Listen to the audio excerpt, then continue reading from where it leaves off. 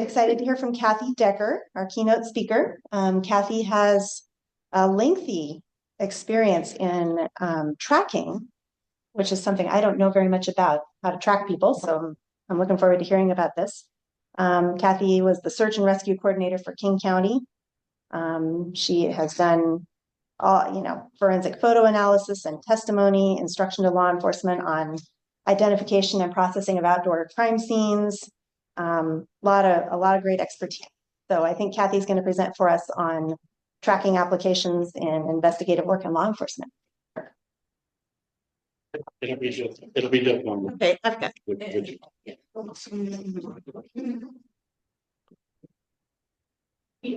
While we're waiting for Kathy to line up with the AV situation, I wanted to let everyone also know that this year, traditionally, when membership dues come around, we're calling everybody, they're sending a check, or they're going to the website and hitting PayPal.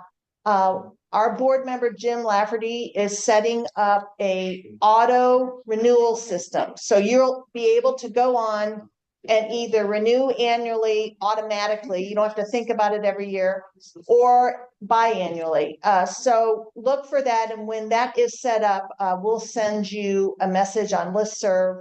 It'll be on the website. It'll be very obvious to all of you how to access the auto renewal. Make your life easier. It'll make our life easier. So look for that. So Kathy Decker, please welcome aboard. Well, hi, everybody, and thank you so much for the introduction. I'm happy to be here, and I appreciate the invitation to speak with you. As mentioned, I am retired. I'm retired law enforcement from King County Sheriff, which was the Seattle, Washington area. I served just over 34 years, primarily in major crimes, working homicide cases. I also dabbled a little bit in missing person and, of course, robbery, felony assault, and all those other major crimes that happen, unfortunately, in our community. And it was during that time that I learned this really interesting skill set, which is called tracking, visual tracking. It doesn't involve a canine, so I'm sorry about that if you were hoping for a dog today. We don't have that. It's all about learning to see and recognize evidence that we typically don't recognize when we're looking and investigating crime scenes or we're out conducting search and rescue missions. I did have an opportunity for 5 years to be the coordinator for our search and rescue units. We had 9 units and about 300 to 400 volunteers, very busy. 150 SAR missions a year was not unusual for us. So I have a lot of interesting experience to share with you today, but we're going to focus on tracking. Just a quick show of hands. Has anybody here heard of visual tracking? Man tracking is an older historic term for it. Any familiarity? Nope. Okay, well, good.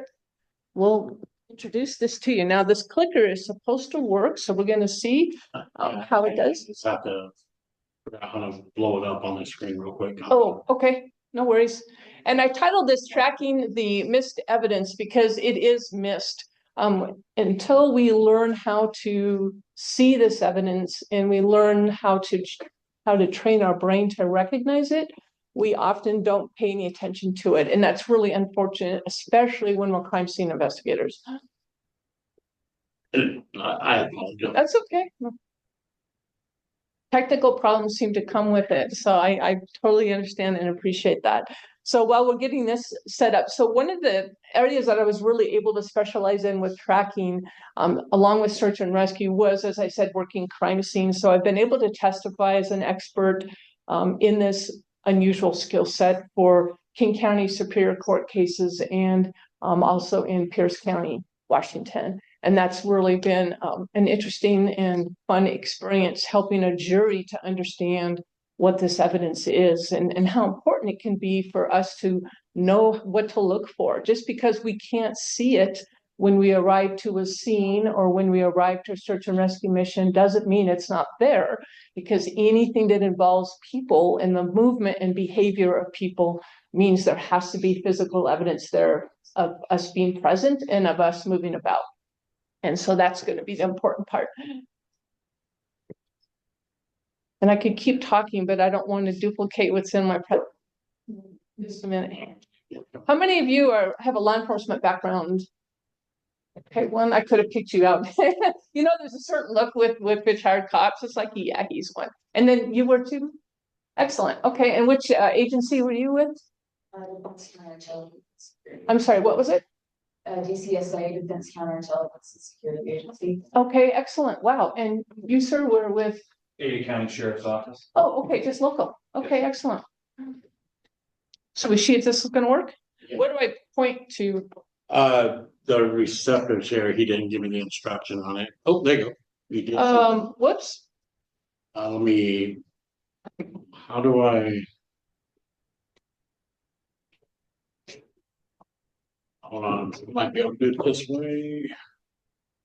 So basically what I'm doing here is just describing what sign evidence is. So sign is the term in tracking that we use to denote what it is that we're seeing.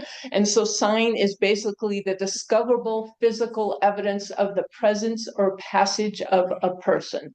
It's that simple. So as bipeds and weighted individuals, as we move about, we're always leaving evidence of where we've been and evidence of where it is that we're going. So it's really just a matter of understanding how to train our eye to see that type of evidence. I know this worked at home on my computer, so. Oh, it'll work. Yeah. And I'm gonna try and share. Yeah, what's in here?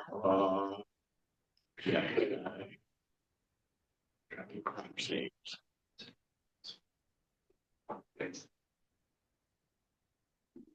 No, see, there you go. Now that should be the full screen. Okay, let's see what happens next. Okay, let me have you advance for me and see what happens. The clicker's not working, so let's just try that. Oh, I guess it would help if I went to the PowerPoint, huh?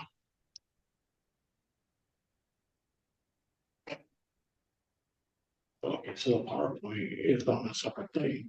That first, I think you may be. I didn't. Yeah, I apologize, Captain. Just Okay, so down here. 60. there you go.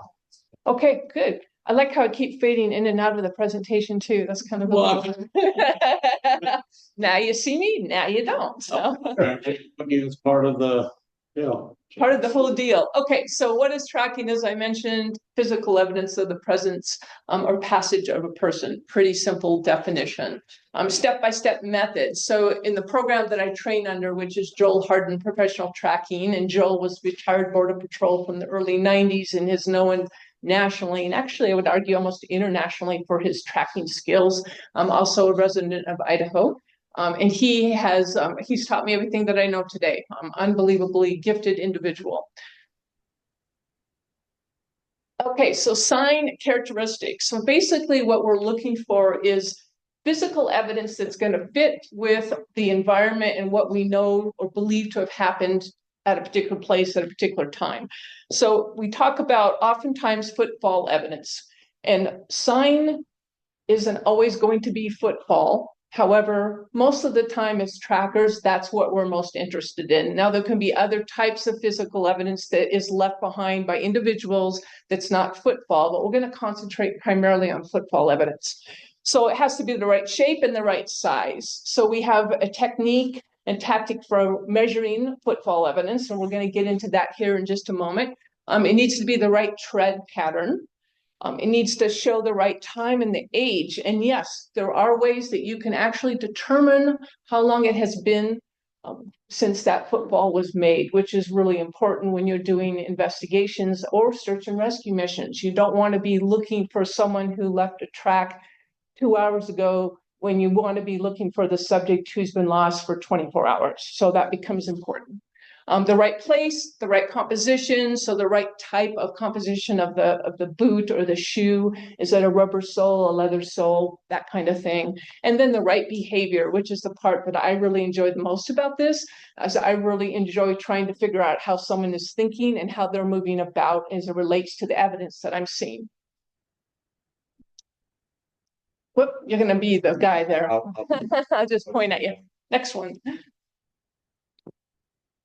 Okay, so why do we even talk about tracking or think about tracking? Well, because tracks are clues, and you think about how many clues there would be. So if you have a crime scene, and it can be anything, it can be a property crime, it can be a crime against person, the person or persons responsible for that had to get in and out somehow. So every time you put a step down, that is a clue, okay? Tracks can be the most numerous pieces of evidence. Absolutely. Again, somebody has to get in and get out. That's a lot of opportunities to have evidence there for us to see. And tracks can determine the direction of travel. And that's really important for search and rescue missions, probably more than anything else. So trackers, I mean, we tend to be pretty methodical. We're not quick. We're not a hasty team. We don't work as quick as K9. We're not like a drone or a helicopter. But what we do well is we can identify where that footfall evidence is that's related or associated to the person that we're looking for. And in search and rescue, if you can get teams started in the right direction, that's huge. So if you have limited resources, let's say you have 20 searchers that have shown up to help and it's an overdue hunter and they have a vehicle that's been identified that belongs to the hunter at the trailhead, let's figure out what his direction of travel, and I'm saying him, I mean, women get lost too, but I'm going to say him because that typically is what happens when it's hunting season. We want to figure out what his direction of travel is if we don't already have any intelligence information on where he will be hunting. So we're going to put the search and rescue resources going in the right way, at least to start with, instead of sending everybody going south when the tracks say he was heading north. Now, that doesn't mean that he's not going to change direction. He probably will, but it's going to get us started, and then trackers can be used to make sure we're staying on that right sign. Next one, Matt. And this is, and we'll see if this is actually going to work on here. So this is an overlay that basically shows what I'm talking about. So if you hit, like you're going to advance to the next slide, Matt, what happens? No, okay, go back to it. It's not going to work. So basically what the point is here is this is your search area or your search radius, which is huge. Here's your tracking team here, and they're showing the direction of travel going out. So you have your point last seen, PLS, last known point, whatever you want to call it. And then you can actually get your resources heading out in the right direction so that you're not wasting time and resource energy. And that's really what this slide is showing. So you're not going to be searching a 40-mile radius. You're going to be concentrating on that pie that's going to be the highest probability of finding your subject. Okay, next one, Matt.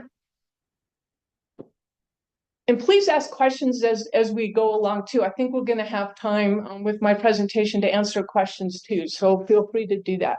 So footwear impression evidence. So every time a person takes a step, their footwear is impressed against the ground and can cause a deformation of that substrate or result in the transfer of trace materials and residue from the shoe to the substrate. Okay, a lot of fancy words for Locard's principle of exchange, which for law enforcement, this should not be anything new.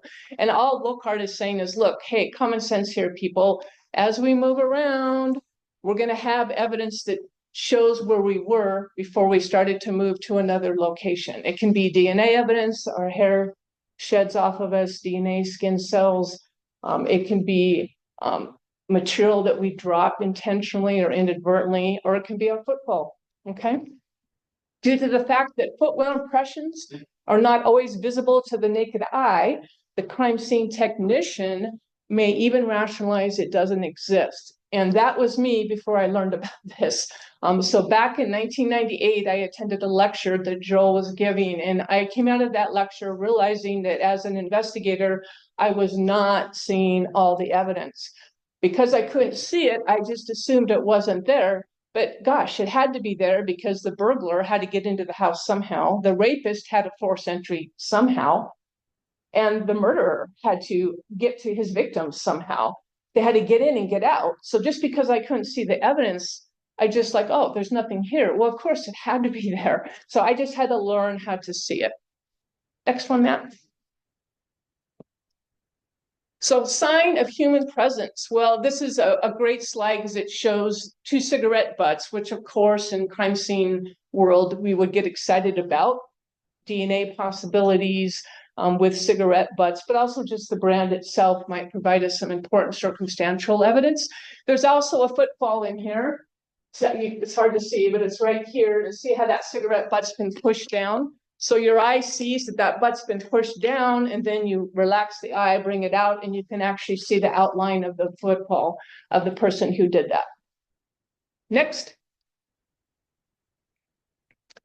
Here's a photograph of taken from a crime scene. So this was an interesting case. This was pretty early on in my tracking career, probably early 2000s. I got a call from a prosecutor who said, hey, I know you're doing this tracking thing. Any way you could look at some crime scene photos from another jurisdiction. They're investigating a series of burglaries that are happening at a pretty high-end housing development. And these idiots had broken into these homes that were under construction and just caused a whole bunch of damage inside the home. And I said, okay. The prosecutor said, well, we made an arrest and we have footwear off the suspect. Can you look at the photos and see if you can do anything with them? So I did, and I was able to. Now, this is not going to be direct evidence, but it's circumstantial. I mean, I could talk about the points here. You can see the tread pattern, how it matches up here. One could actually probably get some of these carpet fibers off the sole of the shoe if they wanted to take it that far. So I testified in court about something that was really pretty simple, and that's the right size, it's the right shape, it's the right tread pattern in the right place at the right time. And this carpet was actually wet, which is why it held that impression so well, because what these idiots were doing among vandalizing, they were pulling out like the washing machines, the refrigerator hose. So there was water like everywhere, all over the floor inside this particular home, which made it capture the evidence even better. Matt, next one. Okay, so what tools, and I apologize, for some reason it's not working here as well as it did when I was looking at it at home, but basically what this is just shows the tool that we use, and it's just a simple tracking stick. It's a rod or stick that's about 3 feet in length. It could be a ski pole, and then we have a way we set up the measurements on that stick. So we're going to measure stride interval, which is from the tip of the stick down to whatever that stride interval would be. It's all different for each of us. And then we measure the overall length of the footfall that goes here. And then when you place the stick down and you use a 60-degree arc, which is typically as humans how we move, we don't do this when we walk, right? So it's usually a 60-degree movement. We can actually use that tracking stick to show us where the heel is of that next footfall. It's an amazing, crazy tool that works really, really well. And stride interval becomes important because if we're investigating a criminal behavior, we want to be able to speak to how that person is moving. Did they walk into the scene? Did they run away? Did they start walking away and then turn into a run? Did they go to the ground and try to hide? These are all things that a tracker can see, and it just helps to explain what's going on in the mind of that particular person. Next.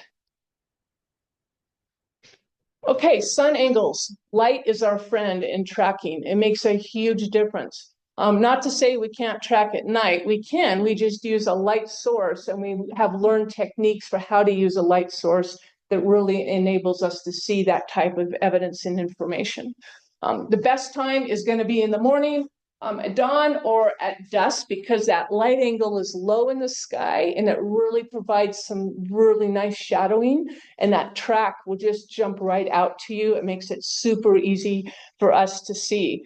Noon is horrible. The sun is overhead, especially in the summertime. It just washes everything out. So there are times when we're out tracking on a mission or working a crime scene, we literally just need to take a break and wait for that sun to change so that we have a better opportunity to see what we're seeing. Next.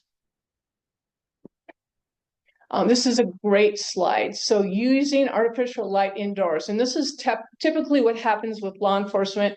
And again, I include myself because I didn't know either. We respond to a scene, and this could be any type of a scene. Let's say it's a property crime. We're walking in, this is a linoleum floor. We see nothing. So we see nothing, there is nothing. Next slide. Turn the lights off and use our flashlight. All of a sudden, there is something right here.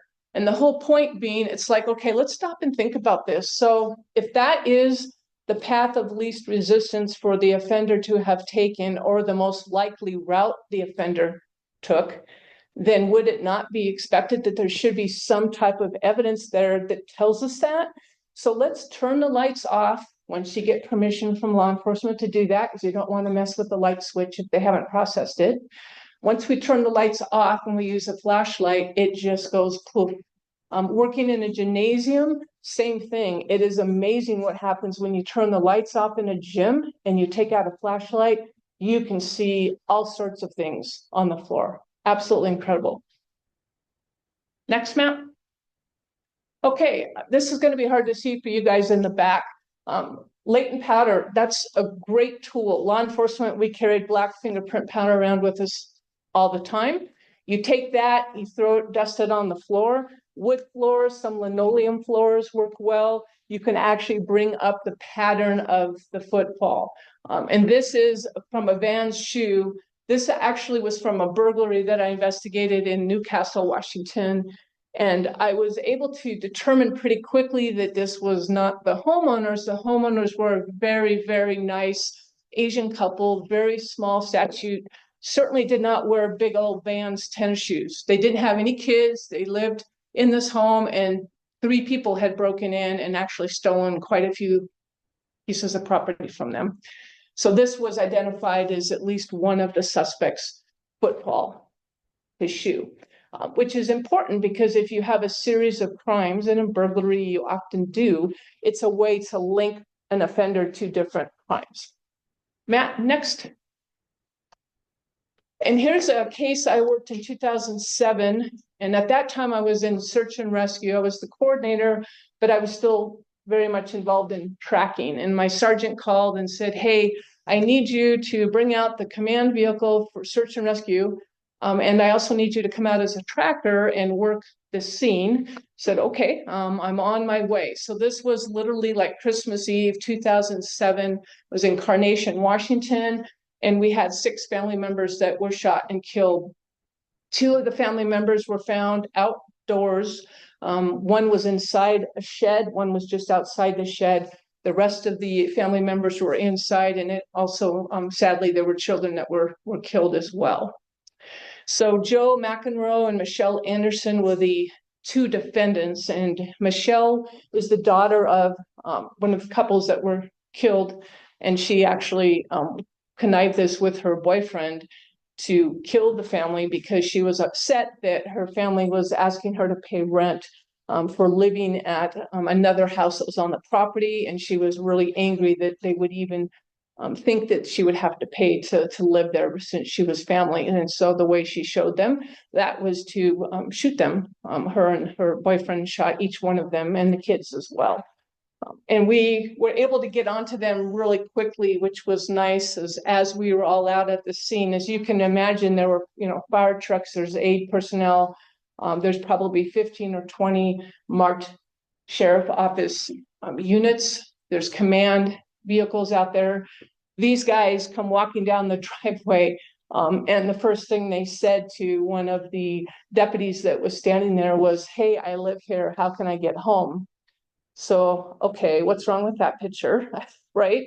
You're going to your home and you have, 20 plus law enforcement emergency vehicles. Would you not say, oh my goodness gracious, is everybody okay? What has happened? Not, well, how do I get home? You're blocking my way. Okay. So the deputy was quick to pick up on that. So he took control of both of them, got them separated and interviewed. And I was able to at least meet with her right away and look at the bottom of her boot. And then we were also able to do the same thing with Mr. McEnroe. Okay, next picture. So this just kind of goes you the lay of the land. So this was the home that she was living in with her boyfriend. And then this is the primary residence over here where the bodies were all found. And the shed out here, as I mentioned, her mom was actually found in the shed and her dad was found just outside the shed. A very rural property, very rural. Next. Okay, so here is when I first got here to the scene. There had been already quite a bit of activity by law enforcement. So this is a view from the back of the house looking out towards the garden shed, if you will. And this is one victim, which is Michelle's father, and then we have the mom. Her mom was inside the shed there. And I don't know if you can see it, especially if you're sitting in the back, but there's actually what we call flagging. So there's an area in the grass where the shine, so the light is reflecting differently off the grass because the grass has been compressed down from the body being drugged through it. And that's going to be this area right here that leads all the way to the body. So once we identified the drag mark, we measure the width of the drag mark, and now we're looking for footfall impression evidence within the drag mark. Next one, Matt. And so as we were able to find some really key information in the drag, and more importantly, when the medical examiner arrived, we started examining her father's body, and he's the one that's just outside the shed. I was able to pick up pretty quickly that, wait a second, we have some patterning on his shirt that is the same pattern as the outsole of her boot. We need to really take a look at this, and you need to make sure that we preserve this as you're taking the body back to the morgue. This is important evidence. And interestingly enough, we found out that that was kind of her thing. She stepped on her dad. She actually stood on him as he's laying down, took his sunglasses, or took a pair of sunglasses and put them on the back of his head. So they were like this, and she just stood on him like this and then walked off. And I think what she did is when she walked out of the shed after putting her mom in the shed, she just stepped on her dad, did that with the sunglasses, and then stepped off. But she also had walked on her mom, and there was also physical evidence of the bodies of the victims in the house that showed she did the same thing. So that was just kind of her thing. She just would step on the bodies for whatever the reason was. So I was able to testify in court to this entire investigation, and it was really quite interesting. She just sat there with this smirk on her face as I was talking about this. She thought it was kind of funny, I guess. Next one. And this is just more kind of showing you, and again, in the back, you're not going to be able to see this, but the pattern of her boot, there's these 3 or 4 circles, which is part of the tread pattern, and those showed up really well on the white shirt here. Next one. And this is showing, again, you're not going to be able to see it in the back, but it is here, the impression evidence that's on the grass or in the grass and in the mud. So what we were able to show is that they were walking backwards like this. And so the area where the heel was compressing down into the mud was really, really well defined. And you could tell that it was a backwards kind of a thing like this.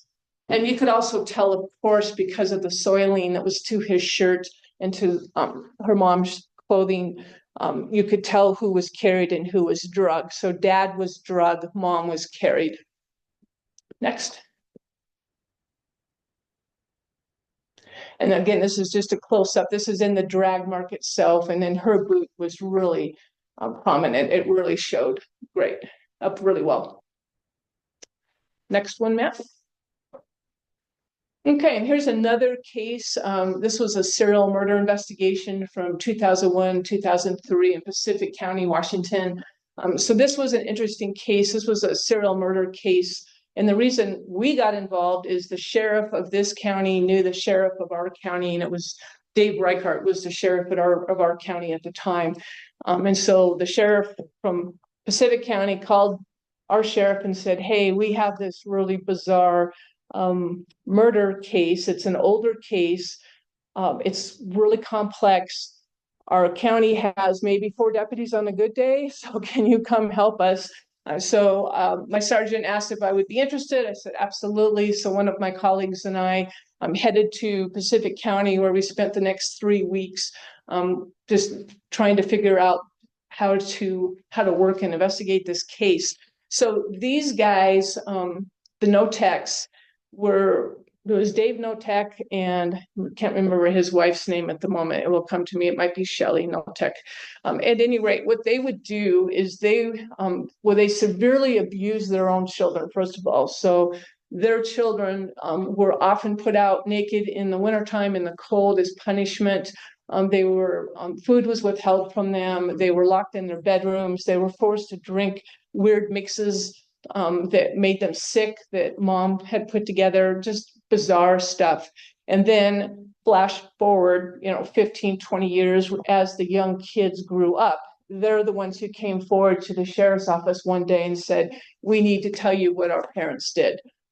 Said, okay. And so that kind of opened this whole big investigation.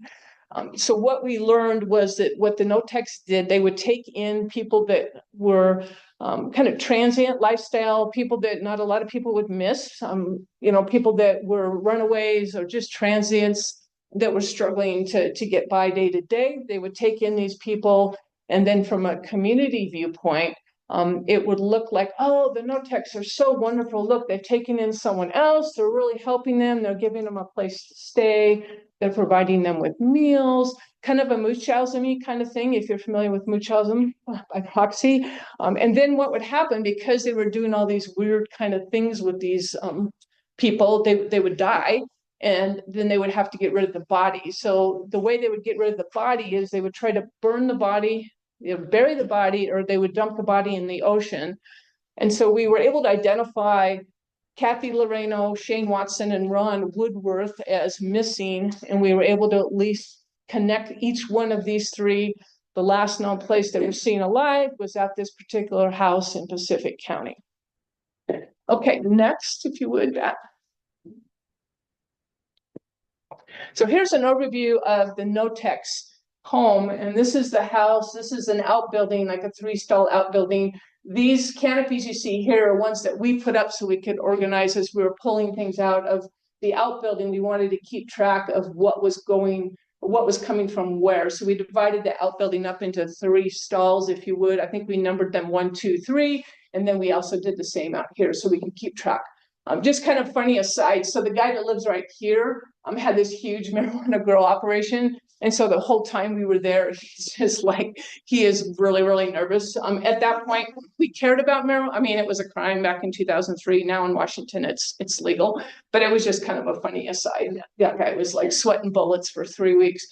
So we got here to the house, and we decided that we needed to treat this house very carefully. So we divided each room up into literally its own crime scene. And what it is Shelley no-tech. So what she was doing is she had books on like poison and weird things that you could make, concoctions that would make you sick. And so there was all these weird jars of stuff that were in the house that you were looking at, like, what the heck was this? In one of the daughter's bedroom, I remember we were looking and there was blood, little like high velocity bloods that was sprayed on the ceiling. There was some on the wall. We were just finding all sorts of really kind of odd things that you shouldn't be finding. Next slide, please. And this, as we headed out into the backyard, you see the doghouse that's upturned. I actually ended up rescuing the dog that went with this doghouse. He was a Basset Lab mix, and I named him Mr. Magoo. And my poor husband, because I called him and said, so I'm going to be bringing a dog home, and we need to get this dog off of human bone onto nylabone, because he literally was right where the human bones were. And my husband's like, what? And I said, oh, it'll be fine. Don't worry. He's a good dog. So what happened is Magoo was tied up here. This was kind of the pit of despair. So this is where things were happening with the bodies, if you will. And so just as a point, when I'm talking about, physical evidence of somebody being present, all these items here that look like discarded trash, every single one of these things becomes important, right? So for latent print evidence, DNA evidence, date and time stamps, if you can get it off of labels, just a whole timeline here is important. So what's on top, and then as you go down, what's at the next layer, the next layer, the next layer. So this is also where we had a really good discussion with Dr. Kathy Taylor. And Dr. Kathy Taylor has passed, but she was a very good friend of mine. She was the forensic anthropologist for King County at that point. So she was out at the scene with us. And initially what she wanted us to do on this acre property was hand dig it with shovels and picks, as we needed to look for bodies. And we started doing that. And then we said, look, it's August in it was August in 2003. It was like 90-degree weather. So we can't keep this up. This isn't going to work. So she agreed, and we ended up bringing in a city excavator guy and said, here's the deal. We need you to do this for us, but we're going to go really, really slow. And we detectives are going to be standing each time you put that bucket down, and we're going to be looking carefully. And that seemed to work well. There were some areas like this area that we did hand dig. Next slide. And here's Dr. Kathy Taylor in the hole that we dug right there. And as you can see, this is Ron Woodworth. He's in the garbage bag down there in the hole. But the whole side of the grave, and you're going to see it better in an upcoming slide, but there's physical evidence. There's evidence on the side of the grave, right? Tool mark impression evidence. And then the other thing that happened here, and I don't have a picture of it, but it was so cool, is we thought about this. We said, wait a second, this is like a 6-foot deep grave, which is really unusual.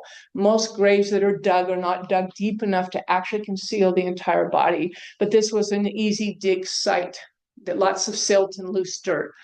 So 6 feet down, what was interesting is, think about this. If you're digging, right, you're digging that deep of a hole, what do you have to do? You have to step in the hole at some point, right? And so there were boot impressions in the base of this grave. So when we pulled him out, we actually found some boot impression evidence, which was really, really cool. And it just ended up matching with the type of boots. I shouldn't say matching. It was consistent with the type of boots that Dave Notek would wear that we found around the property. And then the other thing we did with these tool marks on the side of the grave is we had to figure out like how to preserve that. And Matt, I think there's another slide that shows that better. And that's Mr. Woodworth. Try one more slide. Maybe we're not going to get it. Yeah, there we go. Okay, if you guys see, those are the tool marks. All right, so let me ask you, how would you preserve that? Anybody have any ideas? Like, Make a cat. A cast, yeah. Photos. okay, yes. And so we didn't do a cast, but what we did was similar. We took, is it Aquanet? Is that hairspray? Aquanet, right? And we sprayed the sides of the grave really, really well. Took a Sawzall and went whoop, whoop, Sawzalled it out, put it on a piece of plywood, and then drove that right to the Washington State Patrol Crime Lab. Nice. It worked beautifully. It was awesome. Okay, next. So question. Yeah. You find the tool marks without disturbing them with your own tool. Oh, that's a great question. That's why we had Dr. Taylor there with us. And what you have to do is just think about how people usually dig, and then you dig differently than that. So he's going to be, doing a typical shovel dig, then we're going to use smaller tools and we're going to go horizontal and not vertical. And then we're going to try to figure out what the diameter is of that hole. We're going to mark it, and then we're going to work very, very carefully, because that is the number one issue oftentimes, right? How do you protect that? Okay. You got it down and you saw, so to get those shoe impressions, which is covered in dirt already, you're moving at very little layer at a time until you see something that appears to be an impression and stop, and then like get less and less, work on it. And just, how did you preserve it when you're removing the dirt that has to show the impression, but without destroying the impression? No, good question. So the impressions were under his body. So you got the impressions, and then you have the body that's put down on top of the impression. So when you pull the body up, you could still make out the outline of the boot impression, because he was standing in soft soil at that point. So that's how that worked. Yeah, good question. Okay, so trackers, what do we do? So we're going to speak in terms of totality of the evidence. And what does that mean? It means that we're not going to necessarily just rely on footfall evidence. We're going to rely on other kinds of things as well. So if we have an opportunity to interview witnesses, neighbors, we're going to take that information. It will help us. What time was the 911 call that was made that got us there to the scene to begin with? That's information that we can use. We know the call came in at 6 o'clock in the morning. Okay, that's important. So whatever happened before 6 o'clock, probably. Okay, we know that it started to rain at 4 a.m. based upon weather information, which is trackers were very interested in that. So we know that the sign evidence is going to show some moisture, or it should. Or conversely, it did start raining. Okay, it was dry, so that's going to be important for us. Because if if we see footfall evidence and it has a lot of moisture, it's really wet, and we know we have a dry condition for the last 12 hours, then we need to figure out why that is. What's happening there to cause that?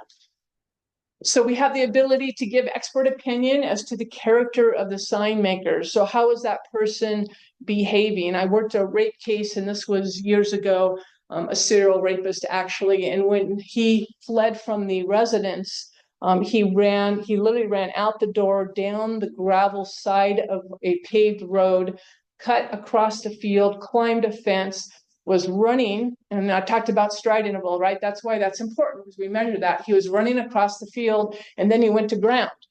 He just went down, and you could see the outline, and then you can see where he got up, and then he kept running. So why would he go to ground, do you think? What happened right there?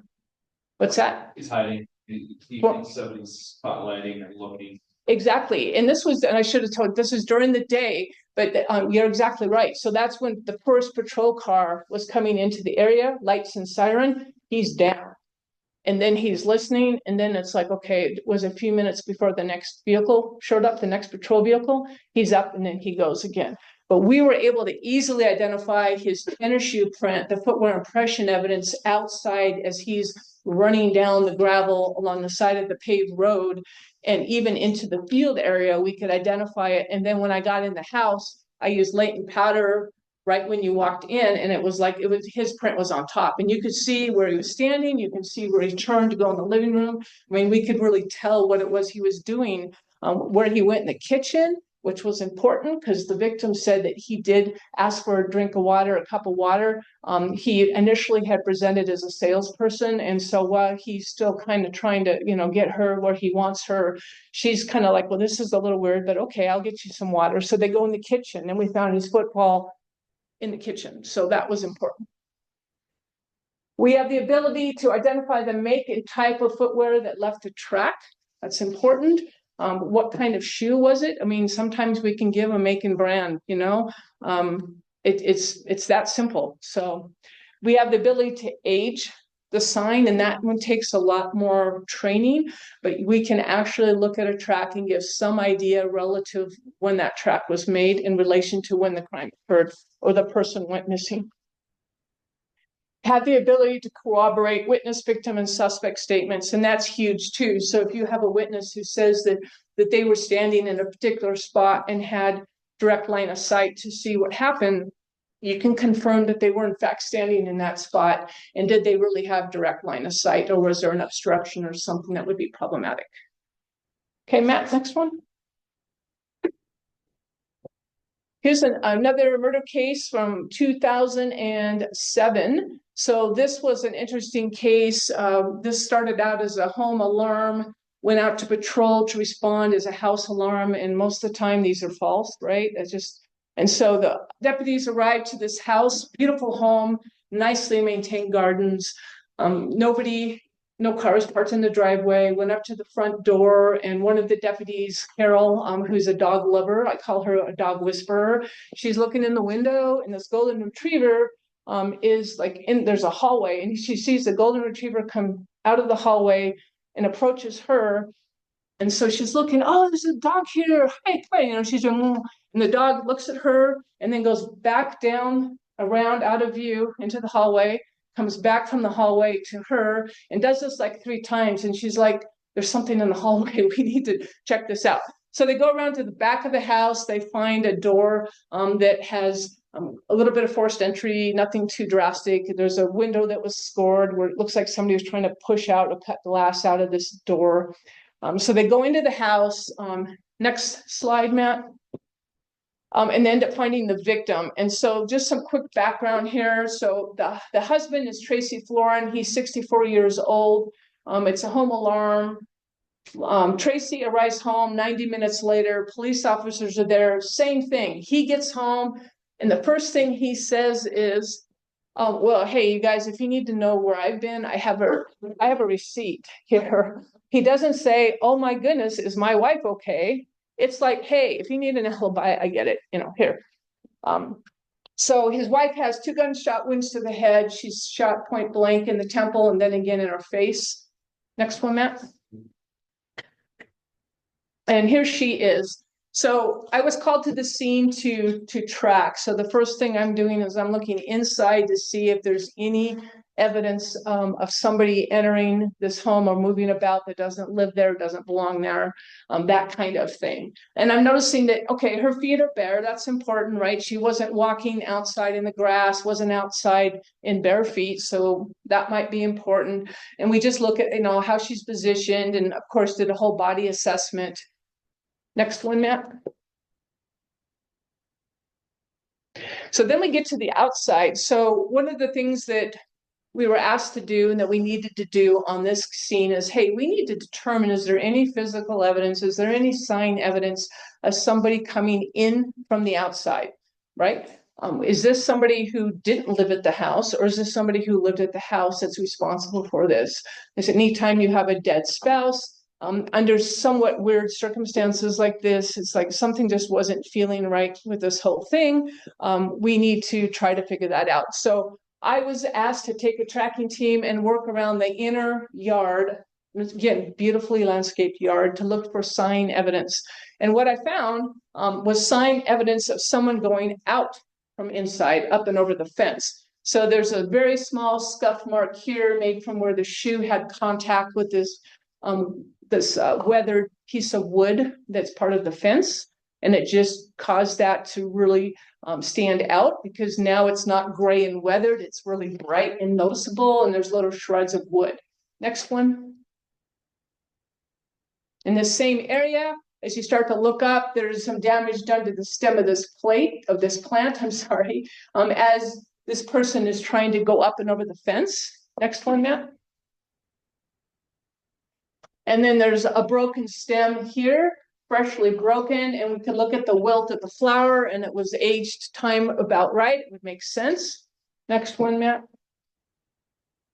Okay, and then as they came up and over the fence, I don't know if you guys can see this piece of wood that's kind of pushed out. And then what do you make of this up here, that crown, if you will, that was on top of the fence post?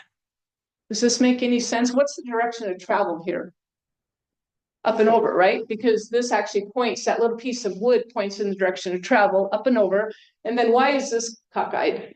And if you can see, there's actually, it's supposed to be, there's the imprint. So this is supposed to be turned and actually in line with the fence post. So what would happen there, do you think? Anybody know? Yeah, exactly. So as he's coming up and over the fence, his hand is going up here for leverage, and it just twists as he's going up and over. Next one, Matt. And this is what broke the case wide open. So on the downside of that are these babies, which are what? That's what you put in your ears when you're shooting, okay? So one of the questions we had was, oh, well, just out of curiosity, what does Tracy Florin do when he's off time? Oh, he goes to the gun range all the time. He's an avid shooter. Well, that's interesting. Let's collect these for DNA. Let's see whose DNA is on that. Guess whose it was? Tracy Florin. Now, why he put these in his ears before shooting his wife, I don't know, other than just out of habit, maybe just out of simple habit. And then when he jumped over the fence, the landing in the grass here, it just jarred those and they fell out. And then we found those. Next one, Matt. Oh, sorry, go back to that one. I wasn't sure if I had another slide in here. So basically what we were able to do with this sign is we tracked it step by step through this little grassy culvert to the street. And then he was just able to easily walk back around to the house or go wherever he had to go to get the alibi receipt. So that all worked out well for him until he was arrested and charged and convicted. So he's still in prison. Okay, next one. With fingerprints, all you have to do is put on a pair of gloves. You can put shoes on, you can take them off, but you still have to get in and out of a crime scene. So that's the important part. We don't levitate. So there's going to be evidence. We just have to figure out if we can find it, see it, recognize it. Matt, next one. So how does tracking relate to criminal investigation? It's forensic evidence by definition. It is the study of evidence discovered at a crime scene and used in the court of law, often that which is not readily apparent to the eye. It's like latent evidence. Next one, Matt. So how do we eliminate? How do we confirm? We use foil impression evidence, which is really helpful. I carry foil around with me. So what I can do is I can have somebody stand on a piece of foil and it will capture the footwear pattern. And I can do that for elimination purposes. For example, if it's first responders, I need to eliminate or someone else that I'm not interested in. I can do that so that I'm not wasting time drawing, measuring, and trying to capture something that's not related. I can also do that with suspects. I did that on a serial rape case where I was able to get the shoe impression off the shoe of the suspect who'd been shot. He's in the back of the aid vehicle, made the impression on foil, and then took that back to the apartment where he had shimmied up to rape the victim, was able to follow him step by step after he came down from the apartment and ran out of the apartment complex. Impressions on the ground surface itself, that's a big one. Sketching and drawing, we sketch and draw everything. Photographs are great, but photographs do not always capture everything that we can see with our eye. Our best evidence is we draw it. And we're not artists, but we draw simple shapes and we measure. That's the best evidence. Next, Matt. Oh, next one, go ahead. I did. That is. Oh. Uh-oh. What's the rest of it? Yeah, you want from this to this? No, we're clicking. Yeah, oh, no, there we go. Okay, good. So how do we mark or place tracks? We do take photographs, recognizing that photographs aren't the best way to do that, but we do take pictures. It's expected, especially if you're a crime scene investigator. We use colored wire flags to mark the heel of the track. So by using color, I can mark the victim one color, the witness one color, the suspect one color. I have a really nice color overlay for court. I can use flagging tape, biodegradable, colored powders are popular, and just drawing out what we see. Next one, Matt. So here's an example. This was a serial rape case I worked myself and another tracker colleague of mine ended up forming a task force with this guy. We had probably 6 or 7 of these cases, multi-jurisdictional. He would force entry into an apartment or a home. He would hold the women at gunpoint for hours, sometimes in front of the husband or other men if they were there. He would rape them repeatedly, and then he always made them bathe or shower, and then he would leave. So here's his sign leaving. Which is important. We marked the heel of each of his tennis shoe prints as he's walking out from the scene around the corner of the apartment complex to where he had parked his car.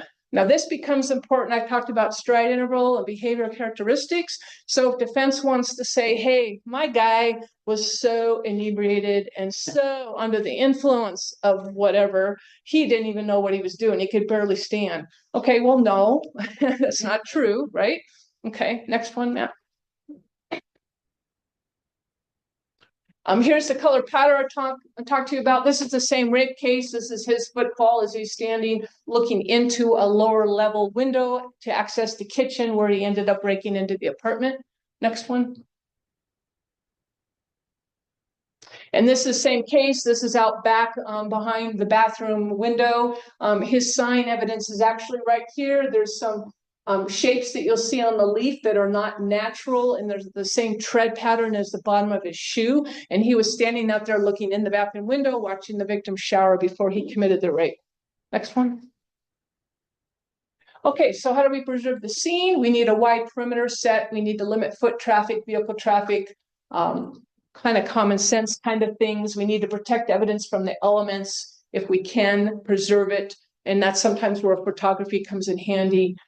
We want to identify the place last seen, last known point of our suspects, and signature tracks are the tracks that can give us the most information. We have a tread pattern, we have a size, we have a shape, we have everything. Next one. Remember, look for sign when you travel to the point last seen. So again, if we know somebody was walking on the road, don't do this. Next one. Right, which is what happens all the time with responders. We drive over our evidence. Okay, next one, Matt. So what happens with canine? We work really well with canine, really, really well, be it HRD, cadaver dogs, trailing dogs. I worked a lot with our bloodhound search and rescue trailing unit hand in hand with man tracking was awesome. So K9's going to deploy. We can eliminate dog prints as trackers. That's not a big deal. We can figure out what the footwear is of the K9 officer and ignore that. Dogs are going to follow scent off the line of sign. They're not right on the footfall evidence. We're going to look for footwear impressions underneath the sign left by K9 officers if we need to. We can use trackers to confirm the dog track. That worked really, really well. I could go out and track it, man track it, and that would confirm and corroborate what the dog was able to do with the dog handler following that scent. Use canines to locate subjects quickly. So yeah, we want dogs. They're going to be the best tool. That's one of my colleagues, Sharon Ward. She is a master tracker, as am I. And she's also works our dog, and she's demonstrating how she puts her dog in a down state. She's checking the sign of the little boy who's missing, and then she will confirm, yes, we're on the right sign. She'll get her dog and they'll continue. Next, ma'am. Drawing the track, we link the image on the ground to our brain. That's why we draw it. That helps us to remember and recognize what we're looking for. What we see is specific to us. And again, we can't photograph everything. The light might not be right. All sorts of reasons why we not be able to capture it. But if we see it, we can draw it.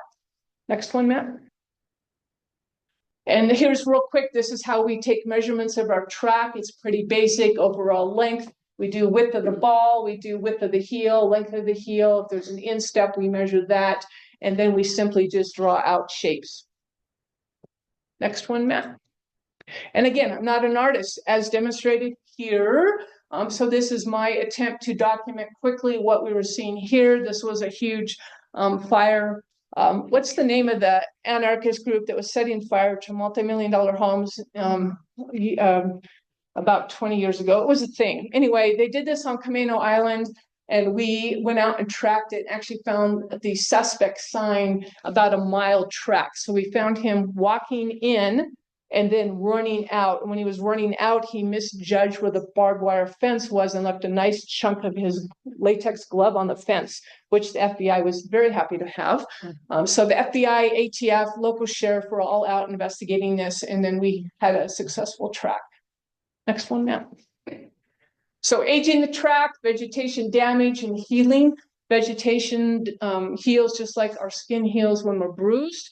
Depends upon weather variables, of course, but there's a way to kind of figure that out. Color tone, texture change. We can use that which is known at the scene. So if we know what time law enforcement and fire responded to the scene, we can base off of that. Is what we're seeing older or newer than that? If it's newer, not related. If it's older, maybe it is, okay? And here's just a real quick reference to demonstrate what I talk about when I talk about bruising. So as leaves and vegetation get damaged, they're going to change color, the texture is going to change. There's all sorts of things that happen. In the desert here, very, very different than what I'm used to, which was Western Washington, which is where I grew up. So since I've been here the last 6 years, I've been training in desert fauna, very different. It's kind of fun just to have that opportunity to see how different it is. But there's still evidence here. There's a lot of it when we move about in the desert. So next one. This is a great slide because it shows, again, how investigators often assume incorrectly.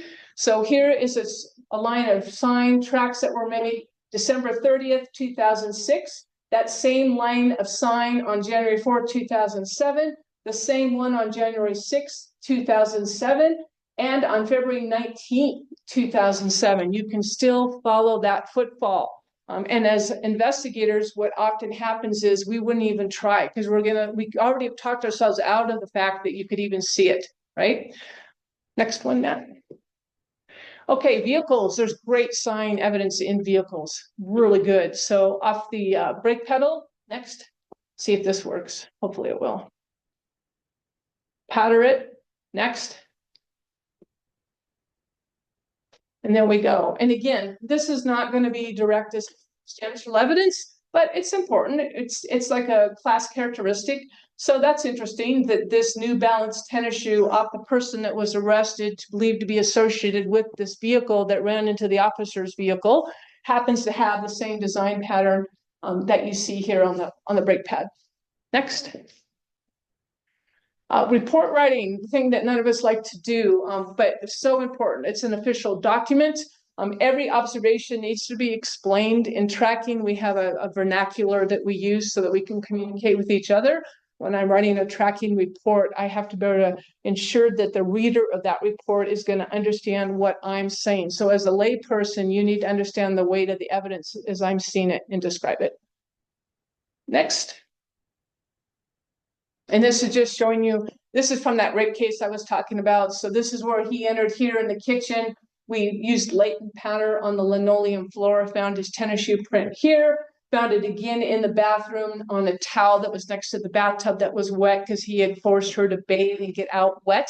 And so on the towel was a beautiful impression. And then also out here as he's standing watching her. And then of course, as he's exiting out and walking back quickly to his vehicle that he had parked there.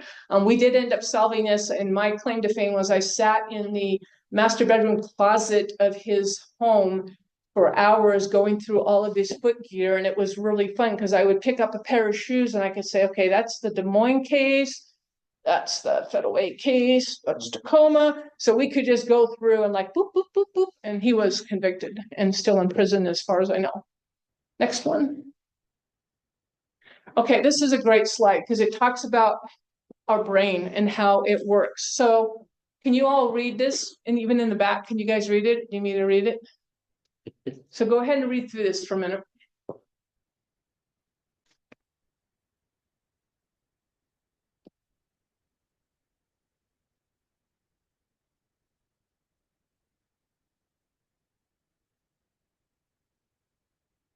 Okay, what are you looking for? A man, right? Okay, go, Matt. Next. Raise your hand when you see him.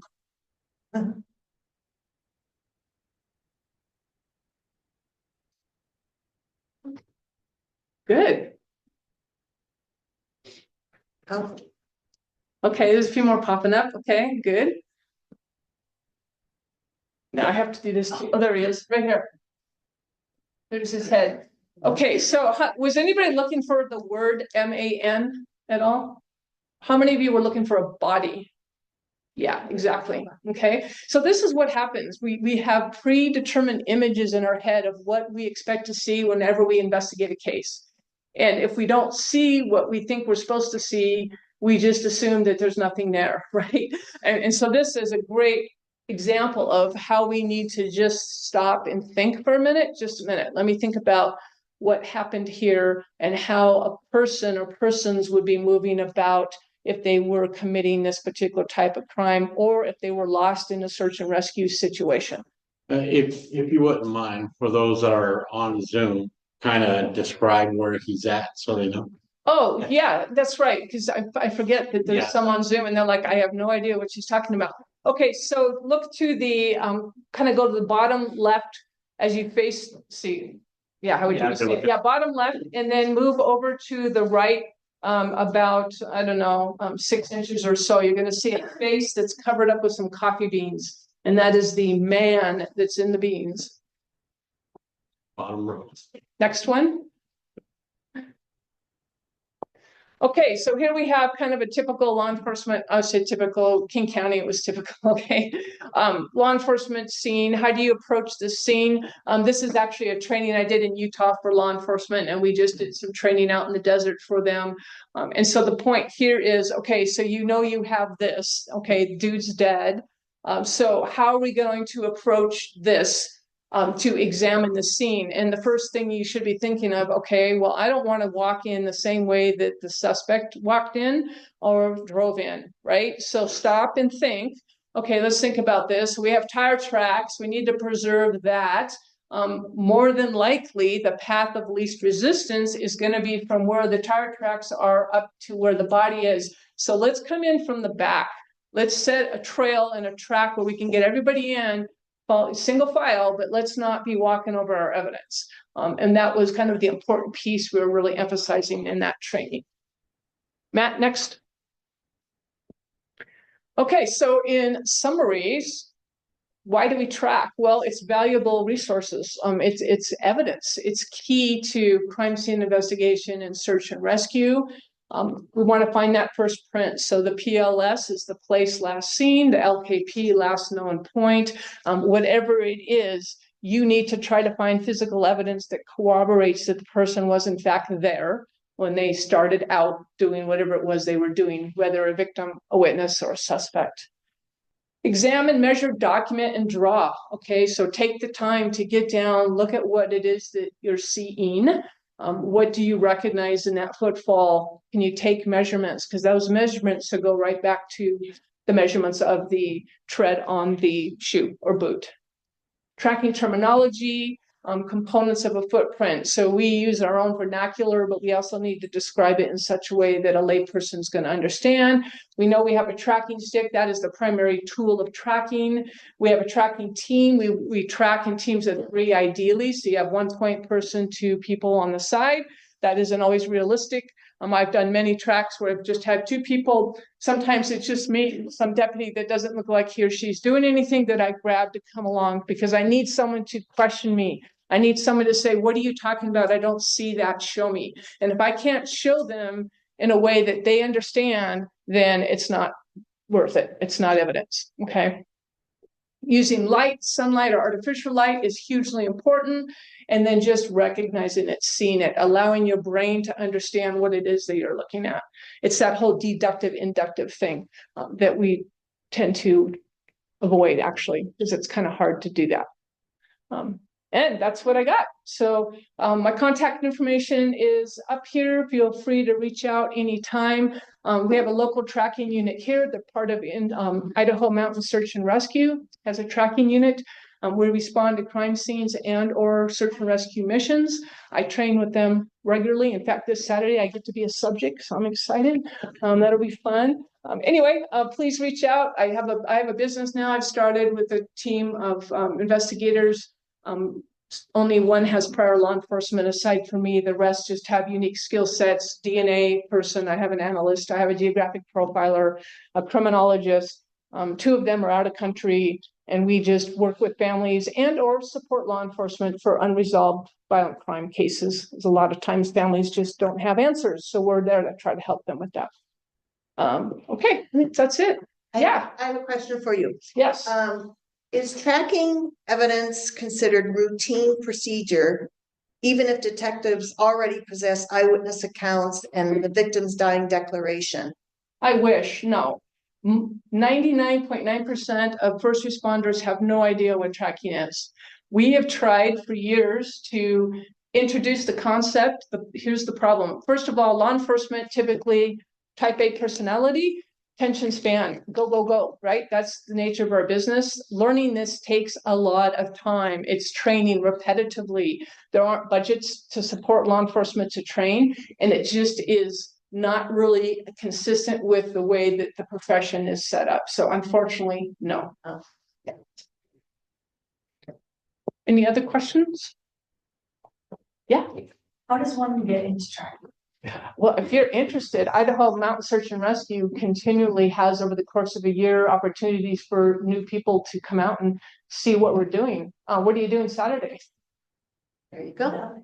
Okay, well, let's chat. And if you want to, are you local or are you from out of the area? Okay, yeah, let's chat. And if you want to come out Saturday just for a little while and just listen to what they're doing and take a look, love to have you. Anybody else? Well, thank you very much for your time. I appreciate it. Hopefully I didn't go over too much on the last track. Okay. So great.